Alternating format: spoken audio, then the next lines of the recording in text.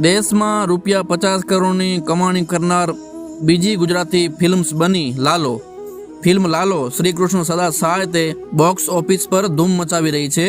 તે અત્યારના સૌથી મોટી કમાણી કરનાર ફિલ્મમાં બીજા નંબરના સ્થાન ઉપર છે। શુક્રવારે એક જ દિવસમાં આ ફિલ્મે ₹3 કરોડની કમાણી કરી હતી।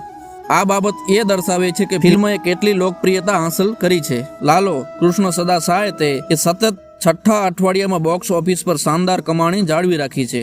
ખાસ કરીને આ લાલોએ શુક્રવાર સુધીમાં ₹50 કરોડનું કલેક્શનનો આંકડો પાર કરી લીધો હતો અને આ સીમાચિહ્નરૂપ સિદ્ધિ હાંસલ કરનારી બીજી ગુજરાતી ફિલ્મ છે। અગાઉ ચાલ જીવી લઈએ એ બોક્સ ઓફિસ પર ₹50 કરોડથી વધુની કમાણી કરી હતી। આ સાથે જ ₹52 કરોડની કમાણી સાથે લાલો ફિલ્મ અત્યાર સુધીની સૌથી મોટી ગુજરાતી ફિલ્મ બની શકે છે। જોકે ચાલ જીવી લઈએ ફિલ્મની કમાણીનો ચોક્કસ આંકડો તો ઉપલબ્ધ નથી, પણ હવે આ એક જ દિવસની વાત છે, કારણ કે લાલો ફિલ્મ શનિ રવિની રજામાં ₹60 કરોડની નજીક પહોંચી શકે છે અને ચોક્કસપણે તે ગુજરાતી ફિલ્મ ઇન્ડસ્ટ્રીમાં સૌથી વધુ કમાણી કરનારી ફિલ્મ બની જશે। રવિવાર સુધી તેની કુલ કમાણી ₹65 કરોડની લગોલગ પહોંચી શકે છે।